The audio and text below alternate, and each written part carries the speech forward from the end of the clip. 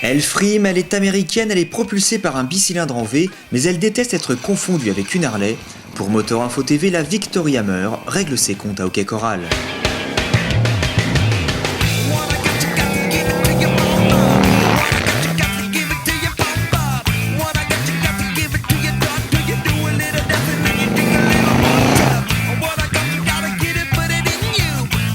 Victory, c'est le département moto du constructeur de quad et SSV américain Polaris.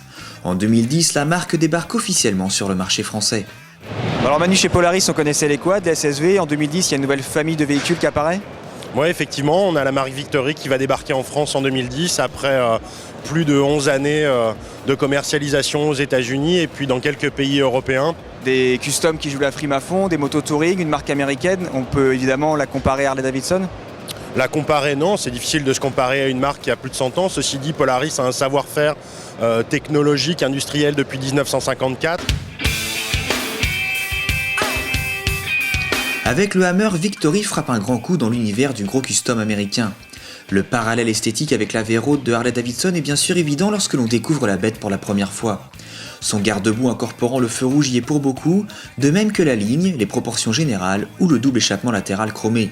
Cette Victory se distingue pourtant par son V-twin à 50 degrés de 1634 cm3 refroidi par air et huile. Côté châssis, le Hammer est équipé d'un mono-amortisseur et d'une fourche inversée. Et puis comment passer à côté de l'énorme pneu arrière de 250 mm de large alors qu'une V-Road se contente d'un boudin d'à peine 180 mm. Enfin, l'aspect général de cette Victory est plus dépouillé et son feu avant façon hot rod américain la singularise définitivement de la concurrence. Au niveau mécanique, la machine utilise une boîte 6 vitesses overdrive avec embrayage par câble et la transmission finale s'effectue via cette courroie. Il va de soi que l'agglomération n'est pas le lieu idéal pour profiter pleinement des performances d'un tel engin. Néanmoins, le Hammer fait preuve d'une très bonne maniabilité et d'une étonnante douceur d'utilisation. Et lorsque le premier rond-point se profile, on remarque tout de suite le seul réel défaut de l'engin, à savoir sa résistance à se mettre sur l'angle.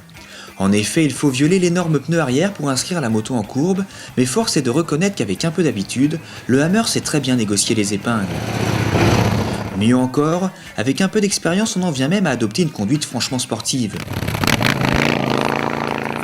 Le V-twin vous propulse dès 2000 tours minute et vous allonge les bras jusqu'à la zone rouge située à 5500 tours minute. Pour stopper ce muscle car à deux roues, le pilote peut compter sur la puissance des doubles disques de 300 mm de diamètre. Mais cette Victory s'est également cruisée gentiment grâce à son moteur coupleux et exempt de vibrations intempestives. Après 2 jours d'essais intensifs, force est de reconnaître que Victory entre par la grande porte sur le marché français en proposant une machine originale, pleine de caractère et follement attachante.